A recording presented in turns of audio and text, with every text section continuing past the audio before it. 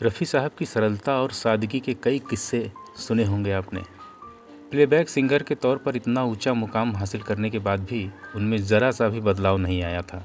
Rehearsal करना, recording करना, फिर सीधे घर आना, यही उनकी ज़िंदगी थी।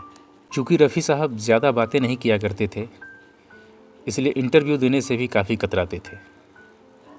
शायद इसीलिए उनके इंटरव्यूज़ बहुत कम ही सुनने और देखने को मिलते हैं, और जो मिलते हैं उनमें भी उन्होंने एकदम नपी तुली ही बातें की हैं। रफ़ी साहब, यहाँ मैं आपसे एक सवाल ये पूछूंगा, आप भी इस बात को मानते हैं, मैं भी मानता हूँ, हमारे सुनने वाले भी मानते हैं, लगभग सभी लोग मानते हैं। अब आजकल वो गीत आते हैं, मुझको ठंड लग रही है, पासना या ज्वाला, बदन में ज्वाला, ऐसे शब्द जो भी, तो फिल्मी गीत जो हैं इनका हमारी जिंदगी से सीधा ताल्लुक है। फिल्मी गीत वो हैं जो आम आदमी, आम बच्चा सड़कों पे गुनगुनाता है, यानी इसका हमारी जिंदगी से बिल्कुल सीधा ताल्लुक है, हमारे ऊपर असर पड़ता है इसका। तो क्या हमारी जिम्मेदारी नहीं हो जाती कि ऐसे गीत कम से कम हो? जी, बहुत कम होने चाहिए ऐसे गाने, तो बहुत फैमिली पे भी असर अच्छा नहीं होता है। अच्छे जो लोगों के ऊपर जितनी शायरी अच्छी रहेगी उतनी अच्छा होता है, मतलब घर का माहौल भी अच्छा होता है।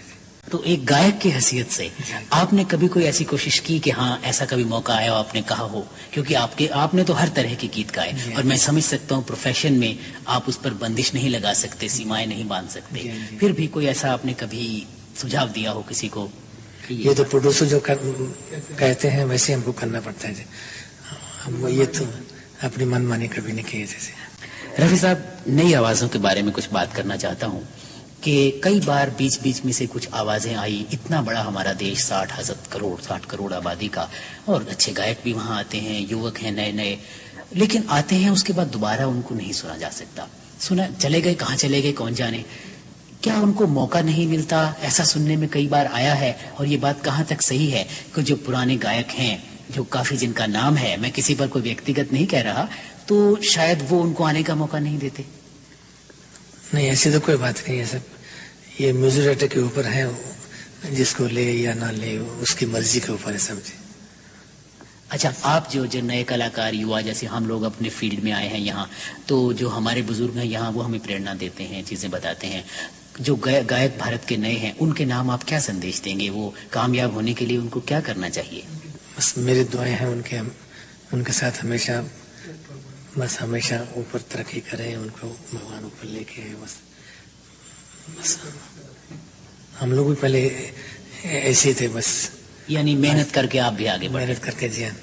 हालांकि एक दो इंटरव्यू ऐसे भी हैं जिनमें रफ़ी साहब काफ़ी रिलैक्स नज़र आए। सुहानी रात ढल चुकी, ना जाने तुम कब आओगे। सुहानी रात ढल चुकी, ना जाने तुम कब आओगे। जहाँ की रुत बदल चुकी,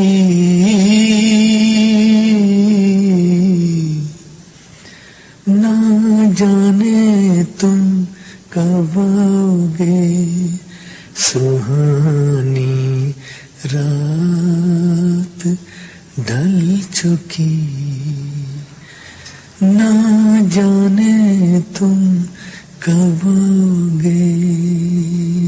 खेदन दे दिल चाल माए, खेदन दे दिल चाल।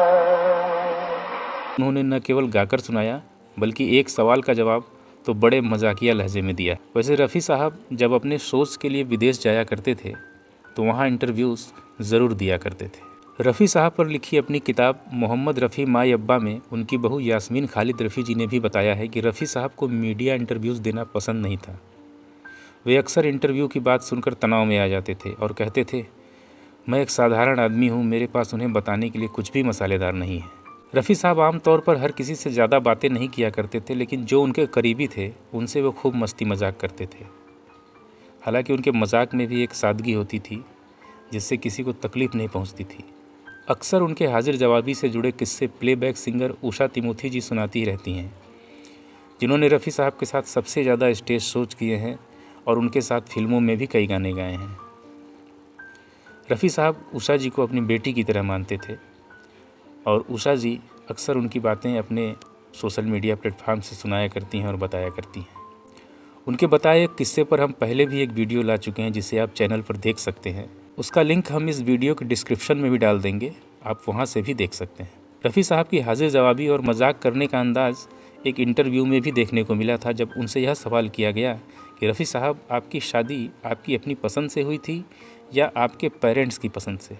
इस दिलचस्प सवाल का जवाब रफ़ी साहब ने बड़े ही मस्ती भरे अंदाज में दिया था।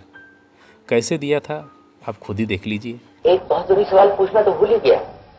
मेरा मतलब है, आपके जीवन में आपका जीवन साथी कब आया? ये क्या बताया आपको? आपकी शादी आपके पसंद से हुई या वालिदैन की मर्जी से? ये अजीब सवाल किया आपने, कमाल है। ये पसंद है ना किसी की, ना माँ बाप की, ना मेरी पसंद। दरअसल बात यह है कि मुझे मेरी बीवी ने खुद ही पसंद कर लिया। दरअसल बात यह है कि मुझे मेरी बीवी ने खुद ही पसंद कर लिया। मुझे मेरी बीवी ने खुद ही पसंद कर लिया।